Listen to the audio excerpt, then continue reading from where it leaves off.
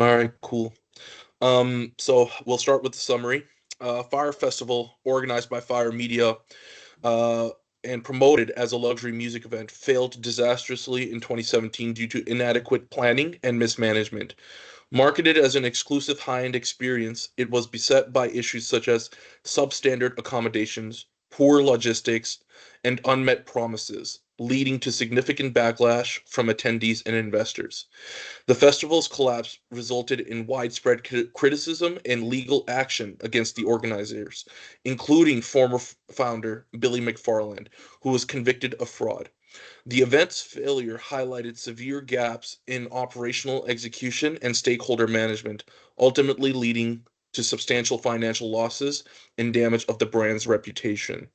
So, for Fire Media, the greatest opportunity and threat analyzed through the general environment.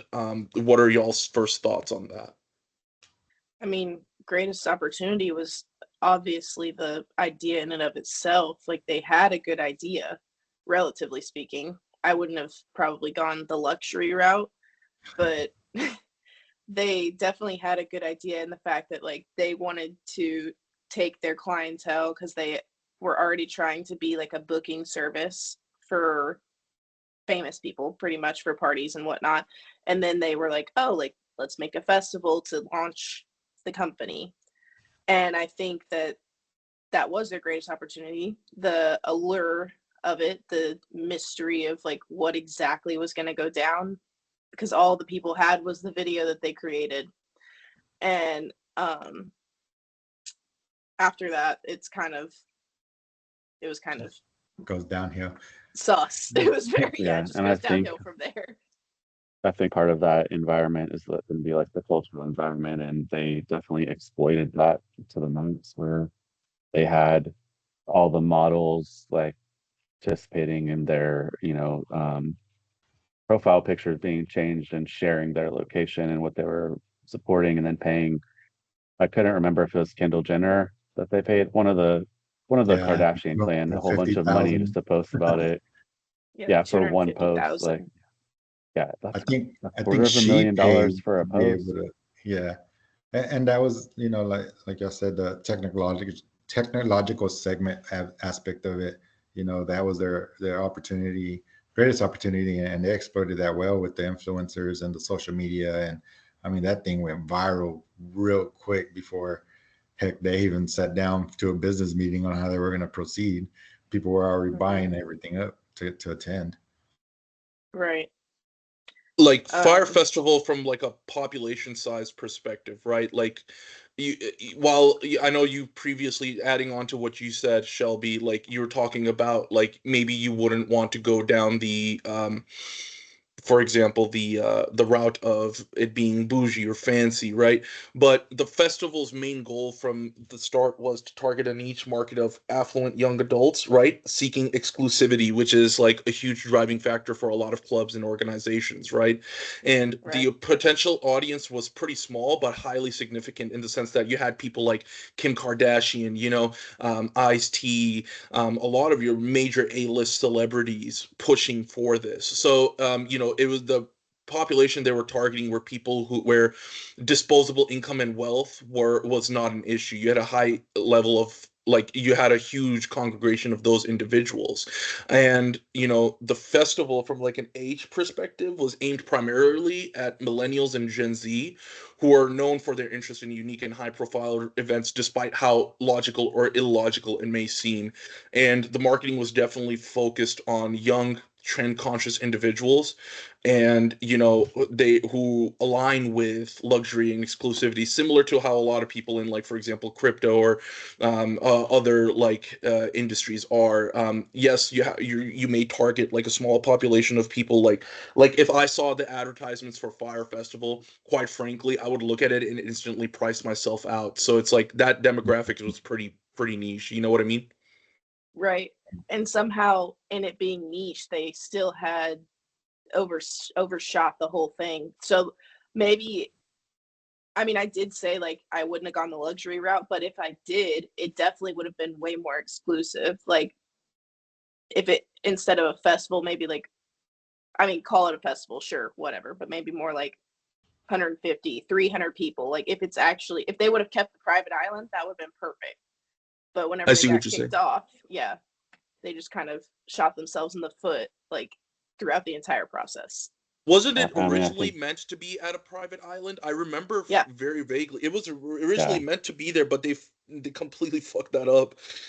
Yeah, yeah, they messed it up Yeah, because supposedly it was the Pablo Escobar island, and they were yeah. not supposed to mention his name, and that right. was the They So first told I thing them they was not did. thinking to. like that ties into the second part of this question. The greatest threat, in my opinion, have been like the political slash legal or global, because legally, politically on that island, they didn't want it to be advertised as Pablo Escobar's island anymore. They wanted to break away from that stigma. So that was their Right. threat, that they definitely did the wrong thing. They should have addressed that by not calling it Pablo Escobar's island, but they could have, hinted at things that, come have fun, and just having it as a private island in general. Like, hey, we It's bought this already whole cool. island for this. You don't even have to call it Pablo Escobar. You can Right. put that somewhere, but that's the first thing that they did and got themselves kicked off the island. So, Yeah. And it's Yeah, the fact that the, that was like the only rule. Literally the yeah, only rule the guy said was don't call it this. And then like what, 2 weeks later he's like Pablo Escobar's island gone. Yeah, because I think they were trying to use it as a selling point. Hey, Right. this is kind of a historical landmark. You should come. Yeah, Yeah. what I was tracking as the greatest threat as well with the economy segment would be like with the amount of festivals that are out there. Like they were trying to come in and be the top dogs, right? They wanted to outperform Coachella, and they were aiming high, and Hmm. they did not have a plan on how they were going to do that. They just came in and brief Billy was like, hey, this is what I want, but he did not know how he was going to get there, and I think that was one of his biggest threats. Yeah, no, Well, there was severe logistical challenges and infrastructure issues, especially revolving around the island. I think that was, how is that going to be the primary selling point, and you guys not have a game plan for that? I mean, I'm sure though they were primarily concerned with just raking in as much money and valuation as they could initially, and they were thinking they would figure it out as they go along. But this isn't a college project. This is a multi-million-dollar investment that you're taking other investors, stakeholders' money, and you're expected to deliver a return. You'd think it'd be more thought out. yeah. And Exactly. I want to add a couple points here too, is that all of the festivals that they're competing with are well established. They were supposed to sure. have a 5-year contract, and they could have started still luxury, but they could have started small and then earned the Agreed. money as it went on. That way that maybe year 4 or 5 is the scale of what they wanted for year 1. And Yeah. they probably wouldn't have encountered as many issues. And then my second point is, I mean, I think y'all can agree that like once maybe halfway through the situation, Billy McFarland was his greatest threat. Like he was a threat to himself because he couldn't realize when to stop, and then he just dug himself the most massive hole he could possibly dig. No, Yeah, good I think point. that you're also starting to move into the next section, which we need to anyway for time's sake, but the five Yep. forces of competition. So speaking Yeah. of the competing festivals and being established, I think the rivalry is kind of what you're hitting at there, that the rivalry man competing firms was their threat, and trying to make themselves better on year one. It's just sometimes that's not going to happen. And I agree 100% that McFarland, with leaving in the middle of things to go get money and um, Quick just trying fixes. to compete with those big things, it's not sustainable. And So I mean, making having himself, those, yeah. yeah, No, sorry, go ahead. I was just gonna say, having to constantly try to get funding because you are trying to compete with those other festivals and make this the biggest one ever. It was one of the biggest downfalls and probably the threat. And I agree to your point that he probably should have tried to start it a little bit smaller and then move up to Yeah. that. But again, trying to I be the think best of the best also. with Yeah. credibility, they would have had far better chances with establishing credibility, like you said, with smaller successful events, and they could have positioned themselves as a reliable leader, right, in the luxury event space if they had done it successfully and executed successfully. Because at the end of the day, the size of the event wouldn't have mattered. The fact that it went through would have. Like a big failure versus a small success changes a perspective on the organization as a whole and the team and the effectiveness as a whole. So no, I agree with that point.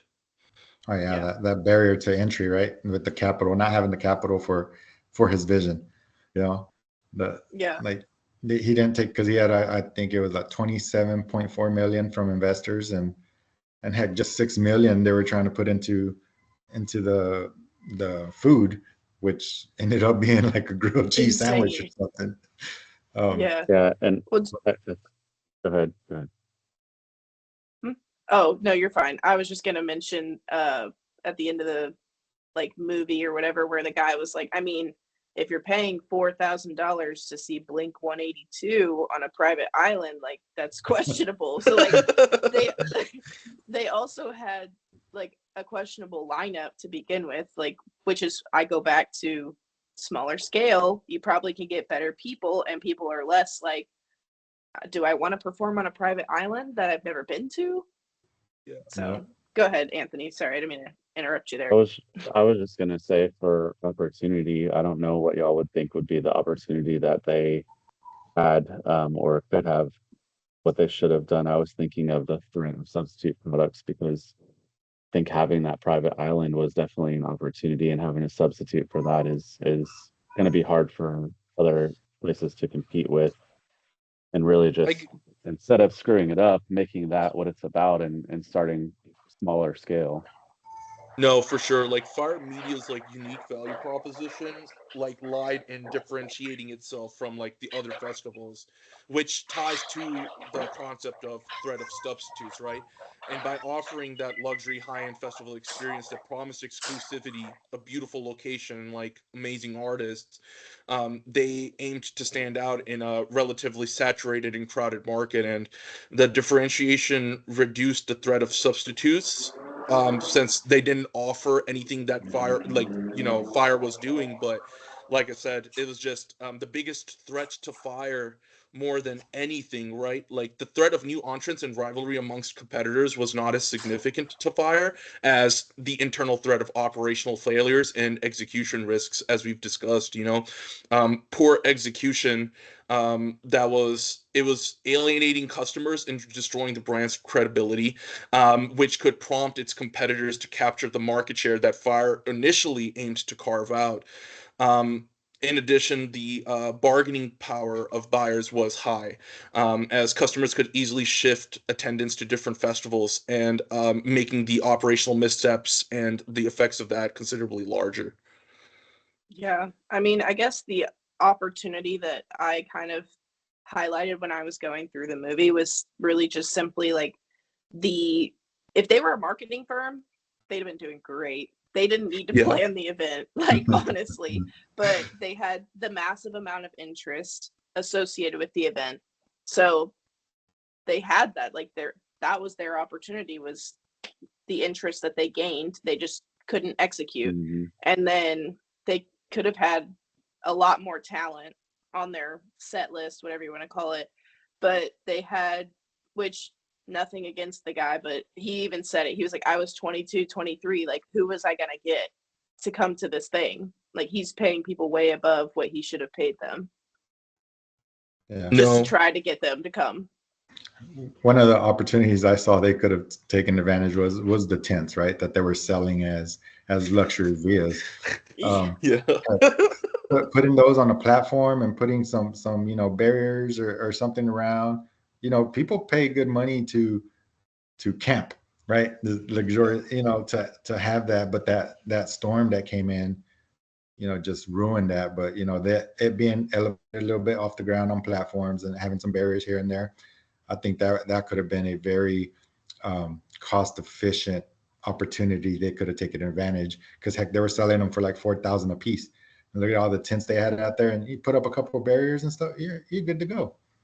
Yeah, or even like just make it feel luxury, to be honest. Like they could have advertised it a different way, like, oh, like come to our island and do some glamping. So like you Right. have Yeah. like a good expectation, like it can still have nice things inside, and like buy a waterproof tent perhaps. Like that Yeah. might that like that's a thing. And then even like you said, put it on a platform. They could have literally used like wood pallets and then just put a piece of wood around it and nobody Yeah. would have known. Like Yeah. I'm just saying, I mean- like I'm not trying to add to the lie, Yeah. but like No, I mean, I from think what I'm honestly, getting, bottom line, like they should have spent more time in the planning, and if that meant pushing it out and being transparent, like this isn't working how we thought it was, we want to make sure.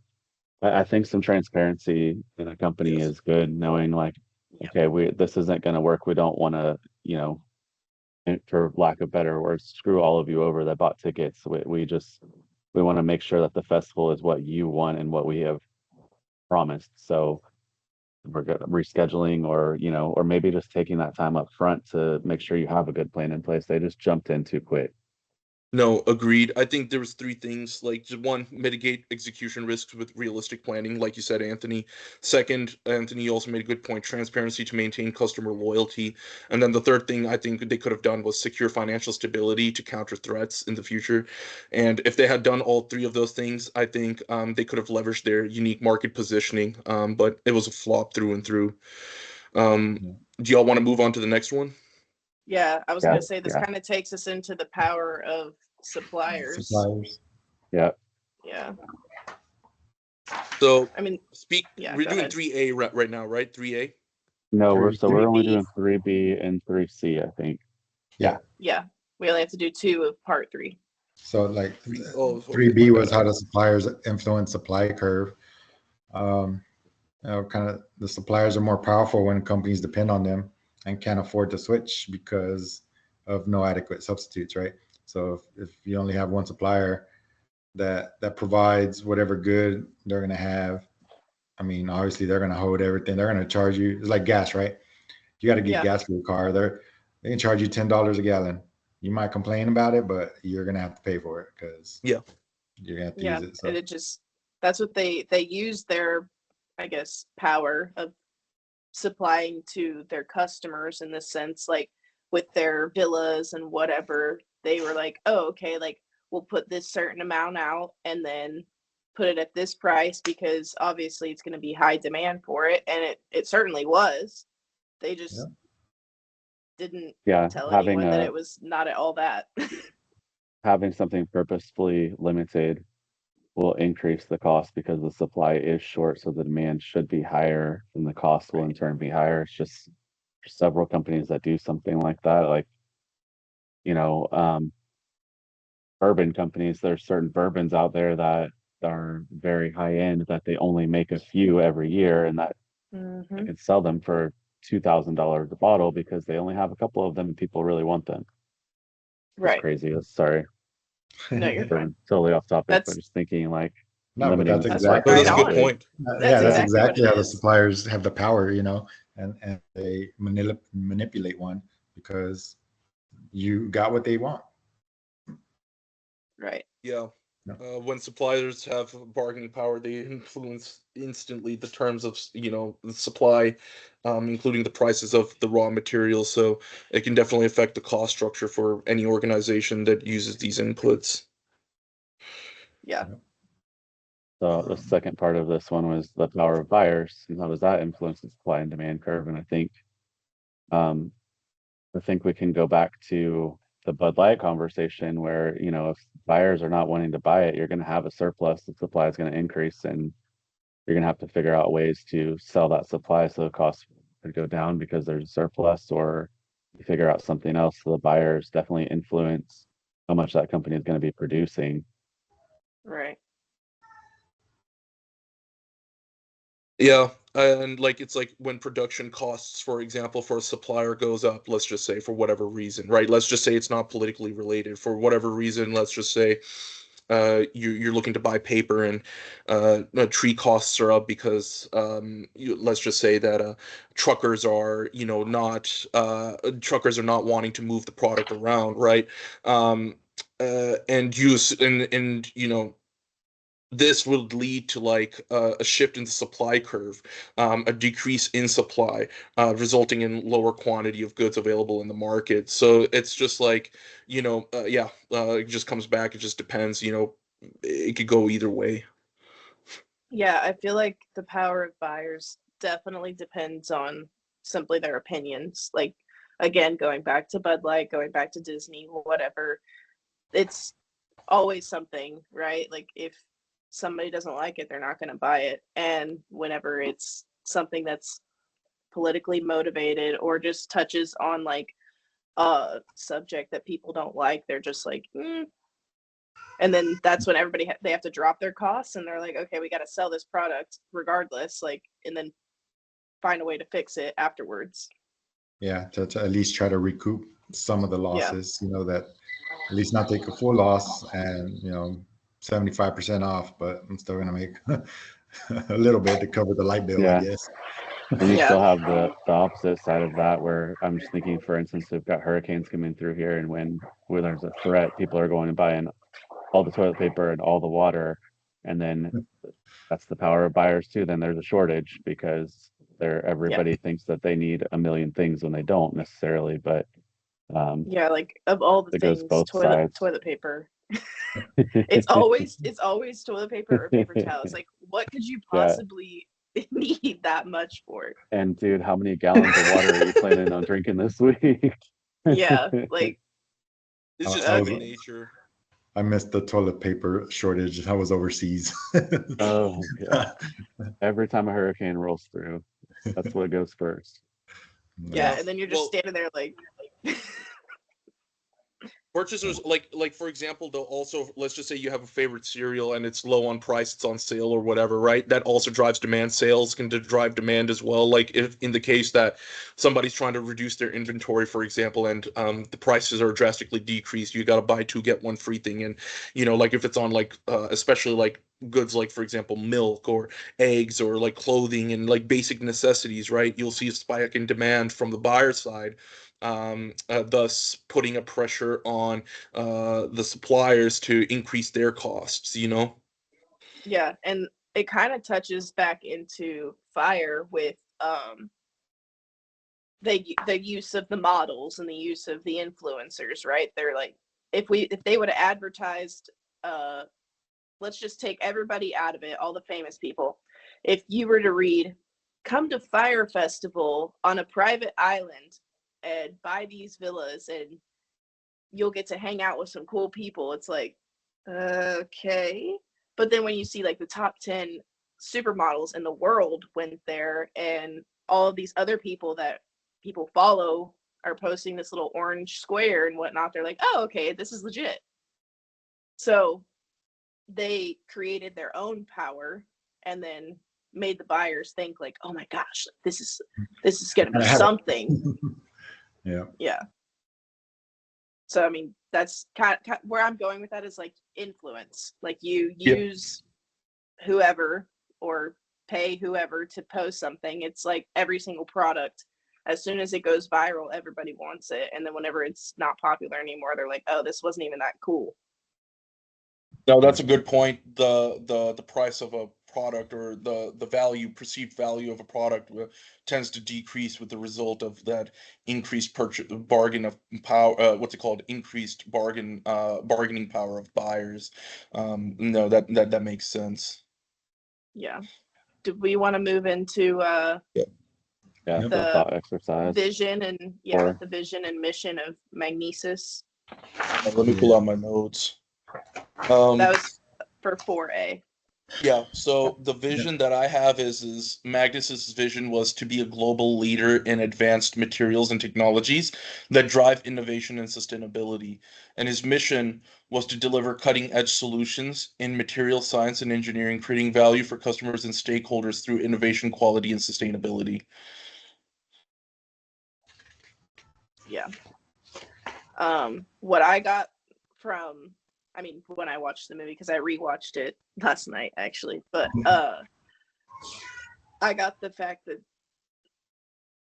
their like general mission, not what was like, stated or whatever, was basically like, making an exclusive membership club and targeting millennials again, or like younger crowd that have like this cool card that's like a platinum card, and then it turns into this huge like membership thing, and then that turns out to be kind of fraudulent too, where Yeah. people were getting their reservations canceled, they were getting their tickets weren't actually in existence for like these events that they were going to, and it was kind of like, oh, like, okay, maybe this isn't such a good thing. And then they had pushback on that too, just not to the level of Fire.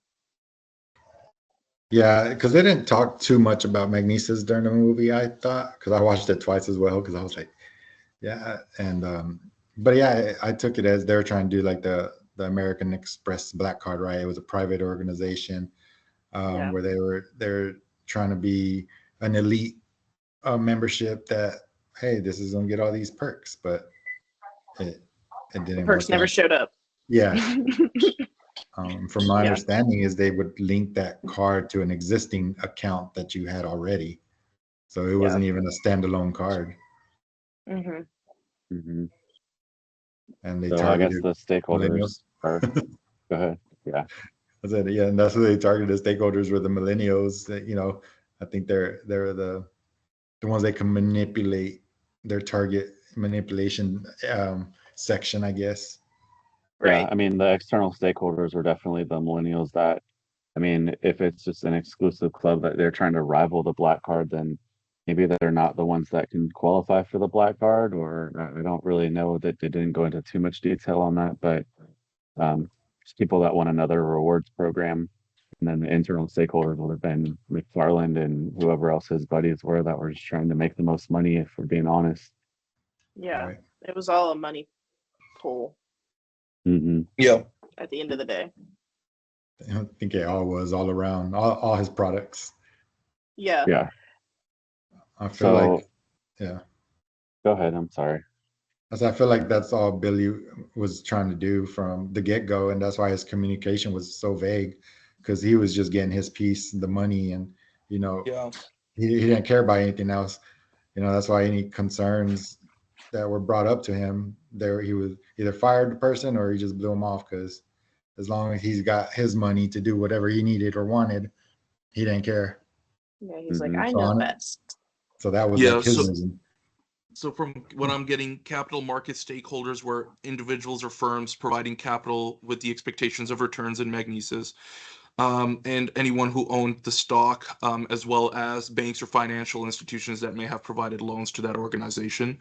From product market stakeholders perspective, you had your primary customers, which being Fire Festival and its customers, suppliers, whoever was making those cards, the specific cards for the for Magnuses, and what's it called?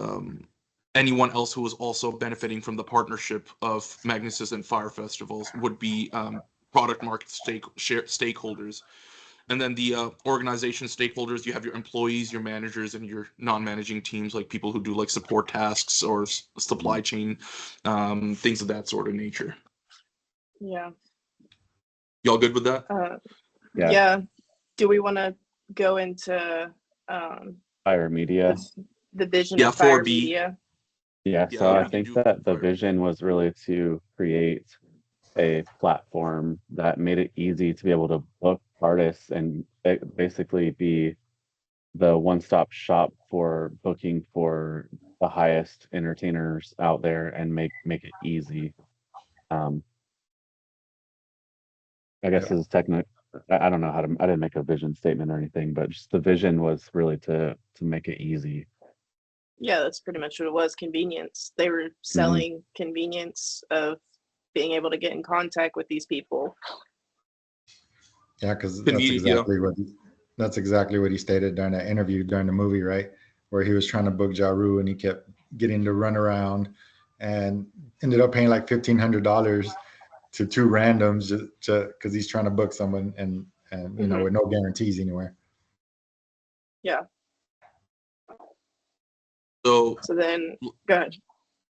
Oh, nothing. Yeah, no, I was gonna say, in addition to that, they wanted to also, like, not only just the convenience, but we've touched it multiple times, but creating that luxury experience by fabricating exclusivity and events that blend opulence and other entertainment together. And their original mission was to provide that high experience through meticulous planning and innovative marketing, but nothing about that process was seamless.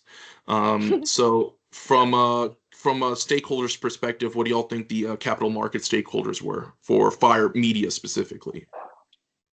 I mean, I Yeah, think it was for those investors well, he. one of them was Corolla. Do you remember them Oh mentioning yeah, her? yep, She yep. I was actually she don't. was one of them. So she was a lady that I don't even really they didn't really say what she did or how she was where she How was was she like rich? money wise. Yeah. But she invested in him from like a very young age, like from Magnesis days, and then just stuck with him through Fire Media and Fire Festival. And like at one point they somehow got her to give him like 4 million more dollars to put into the festival, but we're not on the festival, but she was still there as one of their key stakeholders. Oh yeah, she definitely, ponied up a lot of money, and it almost seemed like she was unaware of everything going on. She was just handing over money, like, Yeah. here you go.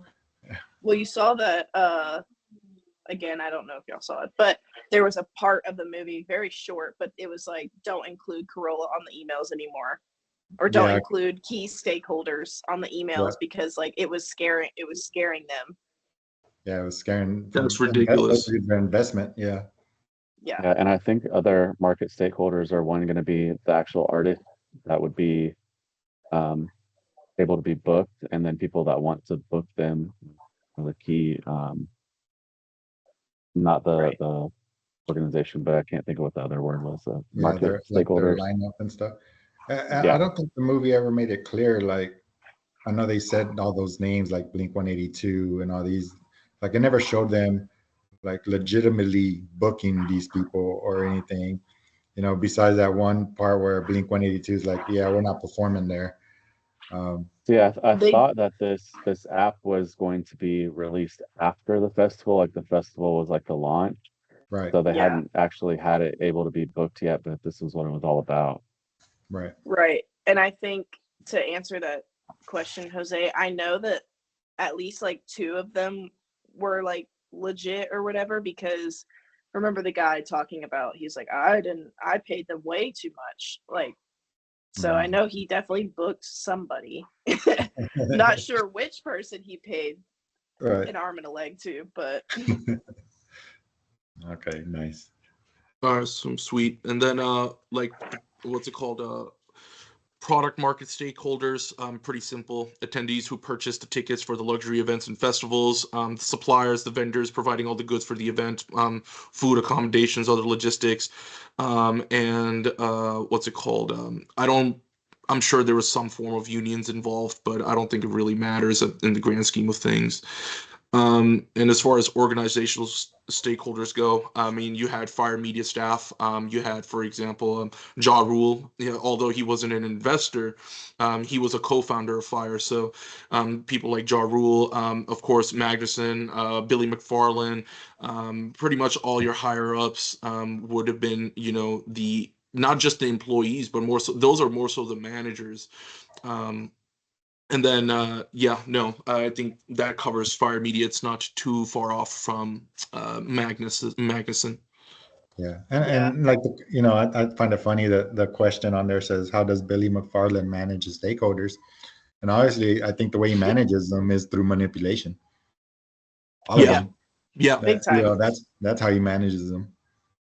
How he almost had that I forgot his name, but his picture is in the middle on the PowerPoint. How he almost got him to do something very Oh like yeah, ethically terrible. Hmm. Like, Oh yeah, and that he was was prepared crazy. to it was crazy that he was prepared to do it. Like that's what to I get was the like, how water. does yeah, like how did he manipulate him and everybody else so much that they really thought that it was gonna be okay until like the week of that they were like, oh wait, this might not actually work. I Yeah, think Like they I Mm. probably just knew, honestly. there's no way they didn't know it wasn't going to pan out. Like they knew. Well, yeah. They were just delaying ripping off the bandage. Yeah, I just Or mean in like denial. some of like obviously the people that weren't on the island. I just don't know how like they weren't believing the other people that were on the island that were asking like for help. Like this is crazy, and they're like, no, like it's fine. Billy's gonna figure it out. Like, I mean, Billy's looking a little crazy right now because he's overselling. It was just a cash grab, like y'all all said. It things, was a cash yeah. grab. They were just focused on getting the money. The event was probably secondary to them, quite frankly.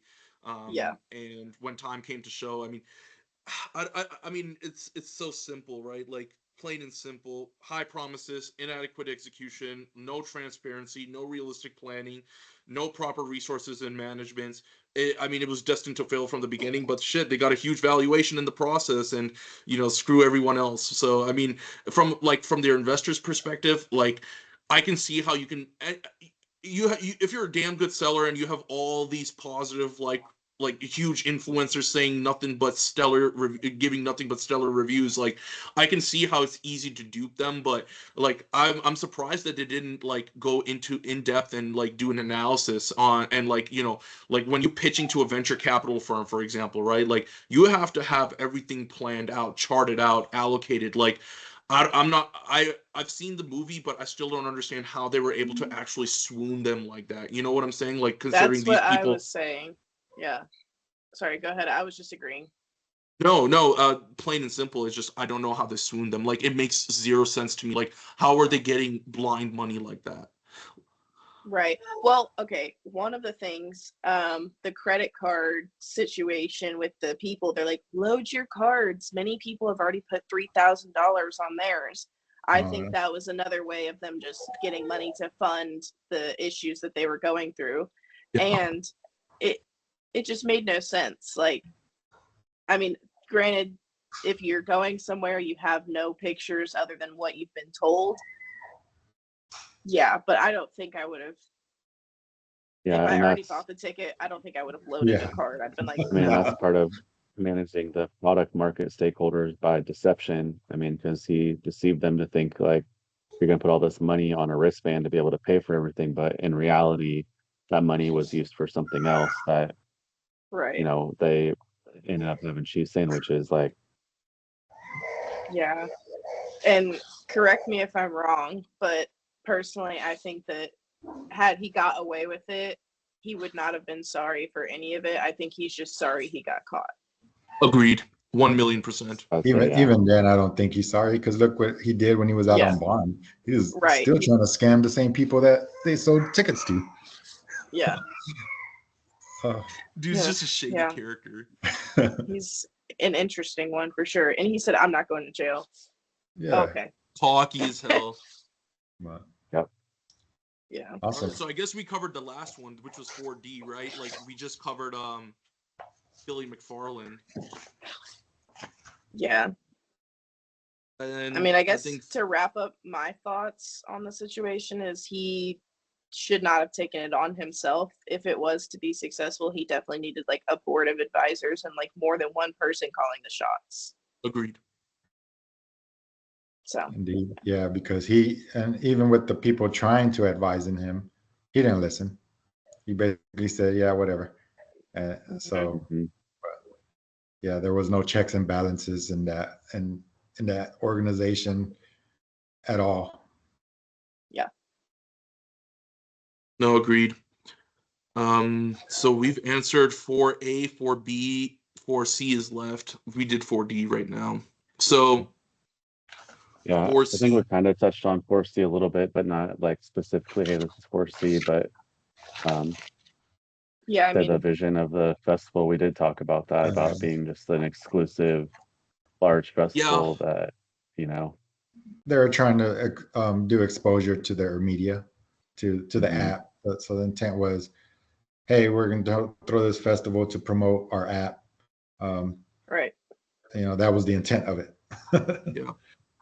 Yeah. It's not too far different from Fire. Like, I don't think there was actually any difference between Fire Festival and Fire Media. I guess there is some difference. Like Festival was the actual execution. Fire Media would have been like, the social media aspect of it, like actually pushing it through and the marketing effort. And then Fire Yeah. Festival itself was just the actual event itself. Um Well, so the like media one I think was, sorry, the way I understand it, the Fire Media was the app where you could go in and book yes. your Yeah. your your clientele, your stars, celebrities, or whatnot. So the festival was like, hey, come check out this, and this is how you can book them, and you know, Yeah, I With the think that the luxury. big difference is the yeah, stakeholders here, because you have to add in the workers that were putting all of this together, Yes. that were the natives of the islands, and then also the people that ended up actually flying all the way there, and the customers that ended Yes. up being on base. So I think that's really the difference. The vision and the Agreed. mission is really just exclusivity and making the most money, really. But the stakeholders are just what the difference is between those two, in my opinion. I Yeah. agree with you, Anthony. awesome. Awesome. Well, any other thoughts? No, I think I'm I'm Billy good. McFarland out. Yeah. Yeah. I wish I could convince people to give me money too. I know, right? All right, I'm Millions. gonna stop the recording.